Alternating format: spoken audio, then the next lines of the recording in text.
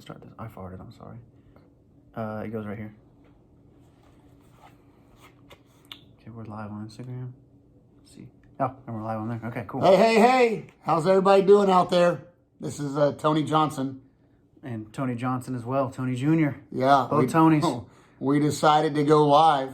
How you doing, buddy? I'm good, man. We're live on, if you see our eyes wandering, we're live on Instagram. We got Facebook up, and then I got a video rolling too for YouTube. So yeah. We're trying to hit all the platforms. So big news the last 2 weeks.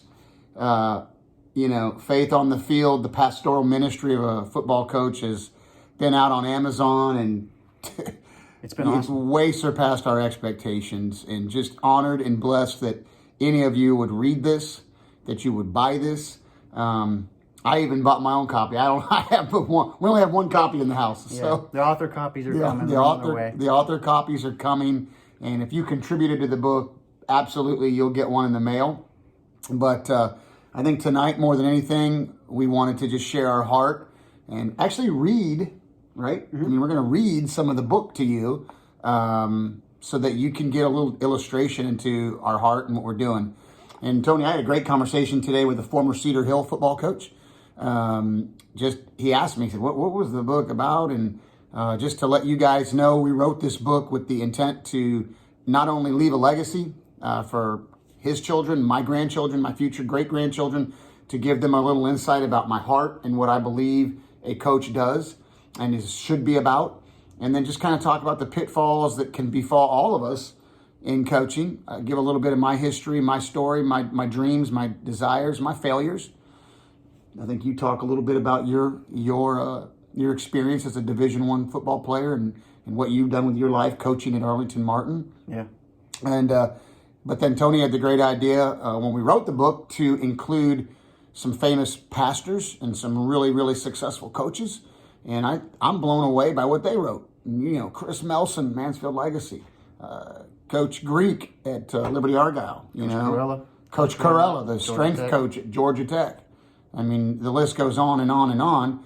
An NFL agent, NFL Hall of Famer, Bruce Matthews contributing. And then just the stories. Yep. I spent time with LaDainian Tomlinson, Dennis Franchione, Gary Patterson, and Tony spent time with Dan McCarney and some other great, by Marcus Trice and other guys that are like the Orr, Mr. Orr, who's playing in the NFL. So we both shared an amazing amount of information in here, but we also paralleled the lives of how a pastor has a flock, coaches have a flock, pastors have to win on Sunday, coaches have to win on Friday if you're in high school, Saturday if you're in college, Sunday if you're in pro. And all the pitfalls that befall a church and a pastor, and all the pitfalls that befall a coach, and the great things that come out of coaching. And I'm going to tell you this, in what's going on in today's society, this book in my mind, it's mine, it's his. It's never been more prevalent. I've read it 4 or 5 times since I've physically held this baby in my hand. And the church needs this. The world needs this. We need God in our midst, man. And so we're praying for you, and we're praying for those that are out there that are lost. But we hope you get a chance to pick it up. Like he said, I'm going to get some author copies soon, and we'll be able to sell those directly to you. But I don't know, anything you want to add? Yeah, I'll just piggyback what Pops just said, which is that I think now more than ever with the coronavirus and the quarantine, we're away from sports. People that are fans of sports, it's a part of our culture as America, and we're wondering, are we ever going to get it back? And the people that influences most are the kids, the people that play those sports, but also influences or affects coaches as well. And I think one thing that we have in the book that offers something special to that is that we kind of dive into the history of coaching a little bit, and we show you how it's tied with the history of America itself. In the American culture that was coming about at a time when sports and high schools and education itself was changing. Right at that tumultuous time in our history of change, we see the birth of this role of a coach. And so looking at it from a historical perspective sheds light on the importance of the role. And also, I think the book is timely because of that, because it sheds light on the importance of the role now when we're missing it. And we have kids at home that aren't getting that interaction. It's a different dynamic to be a coach. You're almost a surrogate parent in that way. And so we dive into that, and I think that's something that the book offers as special and unique for it. And 2 days ago, we went on a national podcast, and we're going to do another national podcast based out of North Carolina, an ESPN podcast, a Christian faith-based podcast. And, Tony and I, our desire is to get in front of your FCA groups, get in front of your youth groups, coaches, outreach programs, and share even more details than what we could put in this book. And we're already thinking about book number 2. Yep. And again, I want to just reiterate, I cannot be more appreciative and blessed of what's already been sold and what people are telling us and the feedback we're getting based on this book. It's so far superseded my expectations, and I just want to thank you. And those of you that have joined live, I appreciate it. I see you, Brandon, Marco, love you, brother. I mean, I see a lot of people getting on and just supporting the book and supporting me and what Tony's doing. And it was, I just want to say this too, because I think a lot of people say, oh, you wrote a book during coronavirus. And that's the farthest from the case. I started this book, 3 years ago? And then Tony and I were out smoking a cigar on the porch, talking about the history, like you mentioned, of America and how coaches came about, and we got some historical significance. And man, we just kept going and kept writing and kept believing. And Pastor Tommy Nelson from Denton Bible, he's in here. Rick LaFavors, head football coach, former TCU player. I mean, it goes on and on and on. It's not just my story, and not just his story. We're nobodies, we're just I'm a child of God, he's a child of God, and we had something on our heart and something on our mind. But there are some big time people that have contributed to this, and I'm honored that folks would want to be a part of this, and that folks would want to be tapping into, what we're doing. So what we want to do now, and we're not going to take a lot of time, and appreciate those that are still watching and those that will continue to watch. Number one, share the video when we're done with this, please. We're trying to help people. And if you do buy the book on Amazon, you can find it on my Facebook page, the link. You can go to Amazon and put Faith on the Field, the pastoral ministry of a coach. If you do buy the book, leave a review. Leaving a review is a huge help for us. Gives us feedback, gives Amazon feedback. And, I'm here to help. I've got 2 friends right now that we've inspired. Tony and I have inspired through this project. I can't wait. They're writing books.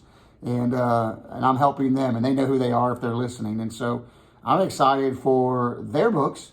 I'm excited that we were an inspiration to others. And, let's start with just chapter 5. Is that okay with you, Tony? Yep. And I'm going to read part of this. And the title of the chapter is called "Not Everybody's Big Time." And boy, that title, I think, is something that should resonate with everybody that's been in coaching. Because when I started out in coaching, I was a young high school coach at a prominent area in Kansas City in Shawnee Mission. And I thought I was going to be the next big-time high school football coach. And then all of a sudden I get down to, see the helmet behind me, TJ? I get on down to TCU. And what a great experience to be a graduate coach and work with Dennis Franchione, one of the greatest college football coaches. Work with LaDainian Tomlinson. He's mentioned in the book, got good stories. Bo Schobel, Aaron Schobel, Curtis Fuller. I can go on and on. Shannon Brazil. If you're out there, Shannon, I love you, man. And Rick LaFavors, working with Rick, working with Jared Anderson, working with guys that I just love and appreciate their heart and what they do for, college football and high school football. But not everybody's big time. And what is big time, right? What is big time to you? Every big time to you might not be the same as it is for big time for him. And we talk about coaching where your feet are, grow where you're planted, right? And that danger of trying to grow too fast. And I've been there from experience. So I'm going to just let Tony, he's a better orator than me, and we're going to talk about it. And man, if you want to chime in on a question and we can get it, man, we'll talk about it. But not everybody's big time. Chapter 5, yep. We've talked a lot about our society so far, our American cultural history a bit, as well as our behavioral societal views and morals. Amazingly, all of it tying into being a coach, and more specifically a football coach. One issue in today's world and theology is that we haven't addressed is ego. It's an issue everywhere, and that's because humans are everywhere. If you think about it, we just naturally start every day thinking about I. It's a battle to be selfless in our actions and in our thoughts, and that's just how we're wired. It'd be a naive thought to believe that this fight doesn't filter into the Christian lifestyle. In fact, as a Christian, I've had a lot of talks with non-Christians and just non-believers in general, and they almost always criticize and stereotype Christians as self-centered and judgmental. Now, this may be because of one person they met that treated them so in the moment, but still, it's a criticism we should nonetheless be aware of. I think we should especially be aware of this criticism as faith-based and spiritual coaches, because as a coach, you are automatically a faith-based and spiritual leader. With that said, we'd like to recall the crucifixion as described in the Gospel of Luke, specifically Luke 23, 39 through 43. It's here that we get the only account of the thief on the cross next to Jesus. It's this story that I think is one of the core pillars of Christianity. Why? Well, what's the thief say? He recognizes Jesus and recognizes that Jesus doesn't deserve what's being done to him. But he does admit to Jesus that as a thief, he does deserve what's being done to him. Then the thief ends it with humbly asking Jesus to just remember him when he gets to heaven. Jesus replies that he'll do much more than just remember him. Luke 23, 39 through 43. At some of its most essential teachings, Christianity says to all of us, we are all thieves and deserve to be crucified. Jesus was not a thief. He was perfect and took on our punishment for us.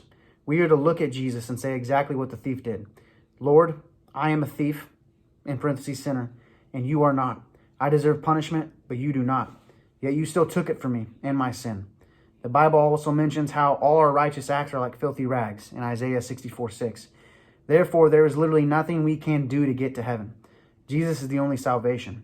This concept is a really hard thing for us as Christians and just humans in general to grasp. You're telling me, God, there's nothing I can do?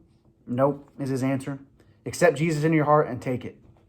That's good. That's good. And I'm just going to read a couple. I'm going to skip ahead. Thank you, TJ. Chapter 5, Not Everybody's Big Time. As I stated earlier, I am from Kansas. I grew up watching and admiring coaches like my high school coach who won 7 state championships at the 6A level, Gene Weir, and my very first Division I boss, Dennis Franchione. Coach Franchione gave me my first job, one that I will forever be grateful for. I used to tell my son that Coach Fran, as he is affectionately known, was one of the most organized, driven men I'd ever met. Coach Fran was so driven that he stated in the newspaper after his firing from Texas A&M that he never took time to smell the roses. It was always about the next big job, the next big payday. If you get to truly know Fran, you see that he was fighting against religion growing up. A man that lost his mother at a young age and had a father commit suicide, Coach had questions about his faith and a chip on his shoulder with something to prove, to pull himself up. Later in life, with his own cancer scare, which maybe you didn't know, he would begin to realize how much of a positive impact that God actually had on his life. Coach Fran climbed the ladder of success very quickly and as a great example of who I wanted to be. More importantly, Coach Fran and subsequently me realized that your coaching tree and championships are not the goal. Let me repeat that. Your championships are not the goal. The goal is making the big time where you are. Initially, the statement, not everyone's big time, refers to the person vocalizing it. In my youth, I was chasing, much like Coach Fran and my other coaching heroes, Tom Osborne at Nebraska and others. I was hungry and ambitious, and I was an ambitious coach that wanted to rise to the top fast, and I didn't care who I stepped on. Just as we probably all have been in the many shapes and forms, I was chasing after the big time. And it took me a lot of great places, and I made a lot of great experiences and met a lot of great coaches. One of those great places, obviously, was TCU. Coaching under Coach Fran and getting to coach a ton of talent like Hall of Fame NFL running back LaDainian Tomlinson and others like Aaron Schobel. I even got to coach in a couple of bowl games. Along the chase, and that's what we call it, I also met many wonderful coaching peers that I'm still friends with to this day. But at some point, I began to realize that my concept of the big time may not have been so solid as I thought. The big time may not have really been as defined as I had liked to think. I stopped and took some time to ponder this concept and came up with an epiphany. That epiphany was that not everybody is big time. What I meant by that was that on the surface, not everyone was meant to be a top-level professional coach. In this case of football, an NFL-level coach. Underneath this layer of epiphany, I realized that not everyone's big time also meant that the term big time was fluid. It could have many different definitions depending on who was seeking it. So how could one continue chasing it when it wasn't even really solidly pinned down and defined or even attainable. It's good. Yeah. And that's So, listen, I'm not going to waste the rest of your night, and I do appreciate the ones that did stay on with us and looked, and man, I appreciate it. Go to Amazon, Faith on the Field, the pastoral ministry of a football coach. So much in here. I want to thank the pastors that contributed, the coaches that contributed. I want to give all the credit to God for, just putting this on my heart and letting me leave a legacy for my family down the road. And I want to thank you, Tony, for being a part of it, and my wife, and just the support of those that were part of this. Bruce Matthews, and my favorite offensive lineman, wrote a wonderful opening down here on the book. And I want to thank Bruce for his ability and taking the time to read through this book and say, TJ, you got something here. And so I'm honored. I'm honored you would listen to this video. I'm honored you would buy this book. I think you told me some data tonight on the book. So right now, after a week, I mean, the sales have been awesome. We're surprised by how much we've sold, but we're also surprised by the fact that after a week on Amazon, it was ranked, last time we checked, 114 out of the infinite amount of books on Amazon in the sports category. So sports only. Yeah, that's just in 1 week. So, and that's only with one review last time I checked too. So if you guys are buying the book, if you've already read through it, it'd be awesome if you could go back. You don't even have to say anything. Just rating it 5 stars will help us get into the top 100. We're almost there, just after 1 week. And that would be very much appreciated. It'd be great. It would help us. It helps Amazon understand what the book is and where to put it. So anyway, that's Thanks again. We love you guys. We want you to stay safe. Looking forward to being around my football players. I know Tony is too at his place. Yep. Pray for our world every day, man. We love you guys. If we can ever help you, reach out. Yeah. Thanks for the support. Thanks again.